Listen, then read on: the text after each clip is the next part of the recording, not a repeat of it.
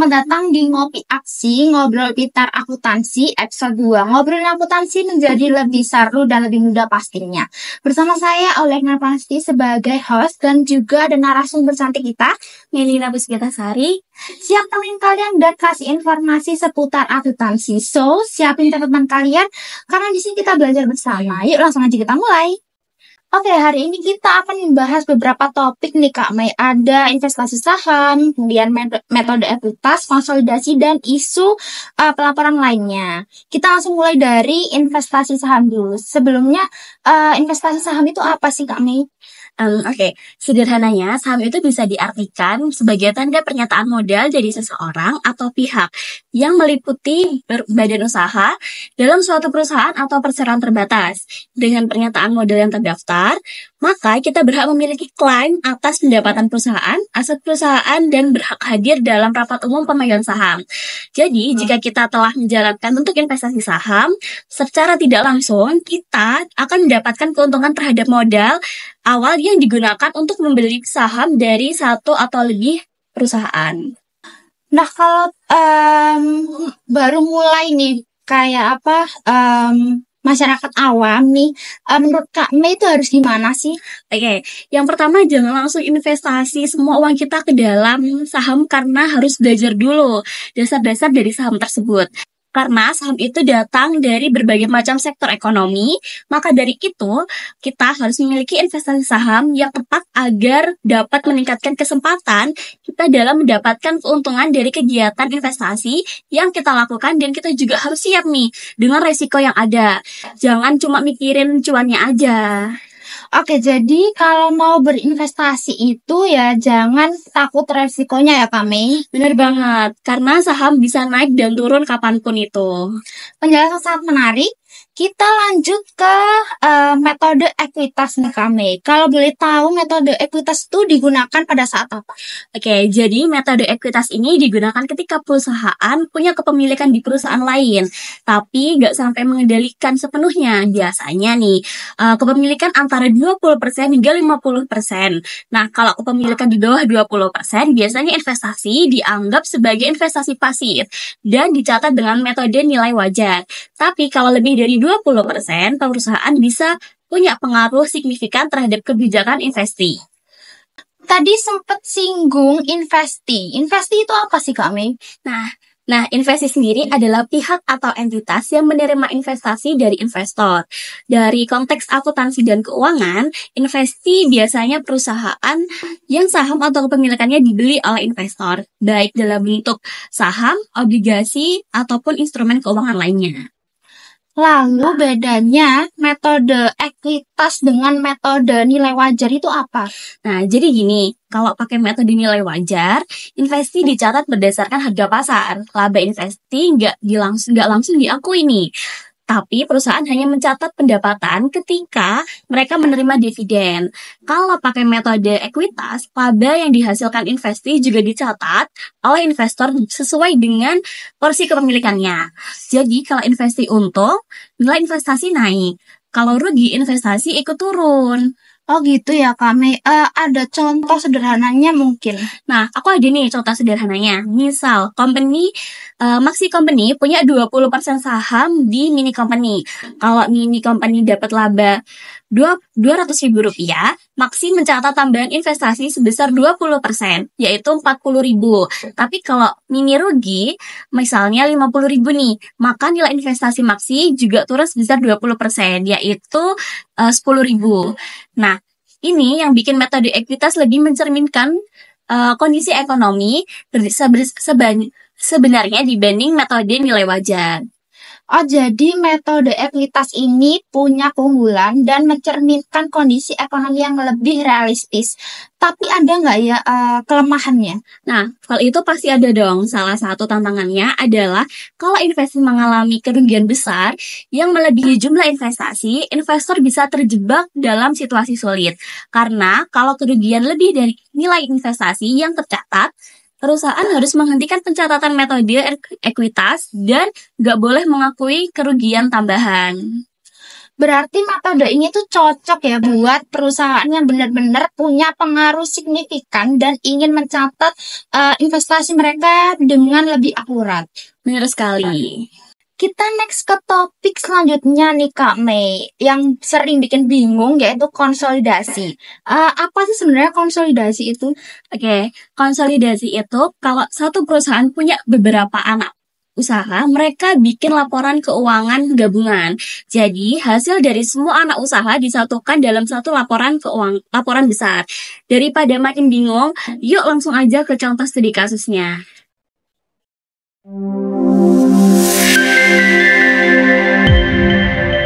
ABC Corporation di USA memiliki 40% saham dari XYZ Tech Solutions di Kanada, sebuah perusahaan yang mengembangkan perangkat lunak berbasis cloud. XYZ Tech Solutions merupakan mitra strategis utama bagi ABC Corporation karena sebagian besar produk perangkat lunaknya digunakan dalam ekosistem teknologi ABC. Sebaliknya, XYZ Tech Solutions juga sangat bergantung pada ABC Corporation karena mereka menerima dukungan keuangan, akses pasar, dan jaringan distribusi yang kuat. Tanpa ABC, XYZ kemungkinan besar akan kesulitan bertahan dalam persaingan industri. Namun, karena kepemilikan ABC hanya 40%, secara akuntansi, ABC tidak mengkonsolidasi laporan keuangan XYZ Tech Solutions. Sebagai gantinya, ABC menggunakan metode ekuitas, di mana keuntungan dari XYZ dilaporkan sebagai pendapatan investasi tunggal dan hanya jumlah bersih investasi yang muncul di laporan posisi keuangan ABC. Sebagian kritikus menyatakan bahwa XYZ Tech Solutions seharusnya tetap dikonsolidasi oleh ABC, mengingat pengaruh signifikan yang dimilikinya terhadap keputusan strategis XYZ. IASB dan FASB telah mempertimbangkan aturan baru yang memungkinkan perusahaan mengkonsolidasi investasi dengan kepemilikan antara 20% sampai 50% jika terbukti memiliki kendali substansial atas operasional dan kebijakan keuangan investor. Dalam kasus ini, ABC mungkin dapat mengkonsolidasi XYZ jika dapat menunjukkan bahwa ia memiliki kontrol efektif atas operasional dan kebijakan strategis perusahaan tersebut, meskipun kepemilikannya kurang dari 50%.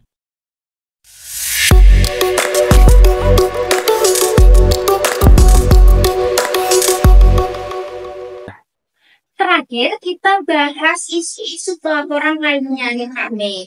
Ada contoh nggak ya? Ada dong, dan lumayan banyak, tapi aku akan kasih satu contoh aja untuk teman-teman yang nonton podcast hari ini.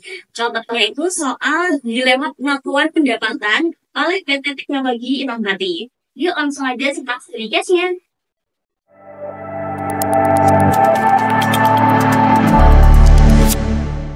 PT Teknologi Inovatif adalah perusahaan yang bergerak di bidang pengembangan dan penjualan perangkat lunak software dan layanan teknologi informasi. Perusahaan ini memiliki model bisnis yang kompleks, di mana mereka menjual perangkat lunak dengan lisensi berlangganan, menyediakan layanan konsultasi, dan mengembangkan perangkat lunak khusus untuk pelanggan. Isu pelaporan yang dihadapi, pertama pengakuan pendapatan dari lisensi berlangganan. PT Teknologi Inovatif menjual lisensi perangkat lunak dengan periode berlangganan yang bervariasi, mulai dari 1 bulan hingga 3 tahun. Isu yang muncul adalah bagaimana mengakui pendapatan dari lisensi berlangganan ini. Apakah pendapatan diakui sekaligus pada saat penjualan, atau diakui secara bertahap selama periode berlangganan? Selain itu, bagaimana jika pelanggan melakukan pembayaran di muka untuk beberapa periode berlangganan? 2. Pengakuan pendapatan dari layanan konsultasi. PT Teknologi Inovatif menyediakan layanan konsultasi kepada pelanggan untuk membantu mereka mengimplementasikan perangkat lunak dan meningkatkan efisiensi operasional. Isu yang muncul adalah bagaimana mengakui pendapatan dari layanan konsultasi ini. Apakah pendapatan diakui pada saat layanan selesai diberikan, atau diakui secara bertahap sesuai dengan kemajuan proyek? Bagaimana jika proyek konsultasi berlangsung selama beberapa periode akuntansi? 3. Pengakuan pendapatan dari pengembangan perangkat lunak khusus. PT Teknologi Inovatif mengembangkan perangkat lunak khusus untuk pelanggan berdasarkan spesifikasi yang diberikan. Bagaimana jika pelanggan melakukan perubahan spesifikasi di tengah proses pengembangan? Isu yang muncul adalah bagaimana mengakui pendapatan dari pengembangan perangkat lunak khusus ini. Apakah pendapatan diakui pada saat perangkat lunak selesai dikembangkan atau diakui secara bertahap selama proses pengembangan? 4. Pelaporan biaya pengembangan perangkat lunak. Bagaimana perusahaan memperlakukan biaya riset dan pengembangan perangkat lunak yang sedang dikembangkan? Apakah biaya tersebut langsung dibebankan atau dikapitalisasi? Dampak isu pelaporan, pengakuan pendapatan yang tidak tepat dapat menyebabkan laporan keuangan PT Teknologi Inovatif tidak mencerminkan kinerja keuangan perusahaan yang sebenarnya. Hal ini dapat menyesatkan investor dan kreditor dalam pengambilan keputusan. Selain itu, dapat timbul masalah kepatuhan terhadap standar akuntansi yang berlaku. Analisis dan solusi PT Teknologi Inovatif perlu menerapkan standar akuntansi yang relevan seperti PSAK 72, pendapatan dari kontrak dengan pelanggan untuk mengatasi isu-isu pelaporan ini. Perusahaan perlu membuat kebijakan akuntansi yang jelas dan konsisten untuk setiap jenis pendapatan. Perusahaan perlu mendokumentasikan setiap transaksi pendapatan dengan lengkap dan akurat. Perusahaan perlu melakukan evaluasi terhadap biaya riset dan pengembangan yang dikeluarkan untuk menentukan apakah biaya tersebut dapat dikapitalisasi atau langsung dibebankan. Sampai jumpa kembali di Studikas episode berikutnya. Ya, itu tadi study case yang sangat menarik ya Kak Mei. Tapi bagaimana perusahaan itu dapat menentukan apakah biaya riset dan pengembangan itu dapat dikapitalisasi? Oke, pertanyaan yang bagus banget nih. Dalam menentukan apakah biaya riset dan pengembangan suatu perusahaan dapat dikapitalisasikan, perusahaan perlu mempertimbangkan beberapa faktor penting yang diatur dalam standar akuntansi yang berlaku. Oke, yang pertama ada pemisahan aktivitas riset dan pengembangan. Yang kedua, kriteria kapitalisasi biaya pengembangan. Yang ketiga, pertimbangan tambahan. Yang keempat, standar akuntansi. Keputusan untuk mengkapitalisasi biaya pengembangan ini memerlukan pertimbangan yang matang dan penilaian yang cermat juga. Maka dari itu, perusahaan harus memastikan bahwa semua kriteria yang relevan terpenuhi sebelum mengkapitalisasikan biaya tersebut. Oh, jadi gitu ya Kak Mei. Jadi paham ya teman-teman. Ya, nggak kerasa kita udah ada di penghujung pembicaraan podcast episode 2 kali ini. Jadi semoga bermanfaat dan bisa menambah wawasan kalian seputar dunia akuntansi. Jangan lupa follow dan ikutin kita terus di Ngopi Aksi. Jika kalian ada pertanyaan bisa langsung komen di kolom komentar bawah. See you next video. Tetap semangat dan ingat bahwa akuntansi itu seru jika kita memahami dengan baik. Bye-bye.